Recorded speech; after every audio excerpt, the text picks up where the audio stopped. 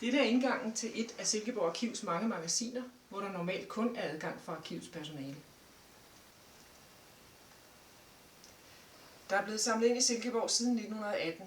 Det betyder, at vi nu har meget store samlinger af alt fra aviser, avisudklip, bøger, film, kort og tegninger, og fotografier, som findes både i positiv og negativ form, men også i digital form, som er nutidens måde at fotografere på.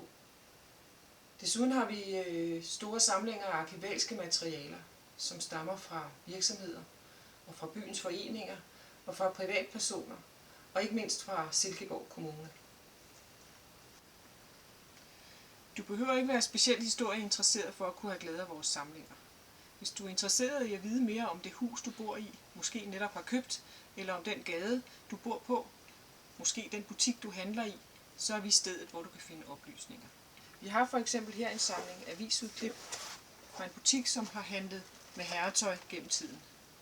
Her har de samlet deres avisannoncer, som kan fortælle os noget om herremode gennem tiden, eller om priser på tøj.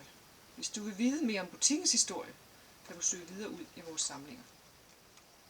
Fotografier udgør en meget stor del af vores samling, og fotografier er måske det, som siger flest mennesker mest, fordi man kan holde billedets motiv op imod, hvordan det ser ud i dag. Fotos bruger vi til at dokumentere, hvordan udviklingen er sket, og vi kan faktisk finde billeder i vores samling helt tilbage til 1860'erne. I de kommunale arkiver kan vi finde supplerende oplysninger. Bindslevs Plads blev i 1935 omdannet til en fin lille bypark. 2 år senere foreslog beboerne langs pladsen, at man navngav den efter den daværende borgmester Rasmus Bindslev. Her er et billede fra 1978 af torvet fra før det blev til en del af midtbyens gågader. Det betød, at biler og parkeringspladser forsvandt. I dag sker der igen store ændringer. Nu etableres der en parkeringskælder under torvet, og det betyder, at man igen kan køre helt ind under torvet og parkere sin bil.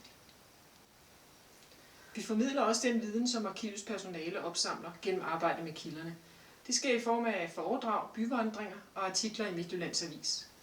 Og så gør vi meget ud af at formidle på arkivets Facebook-gruppe, hvor vi dagligt lægger et nyt gammelt billede op med en lille fortælling. Hvis du skulle have lyst til at besøge os på vores læsesal, hvor du vil undersøge et emne, som du interesserer dig for, så er du meget velkommen til at komme forbi.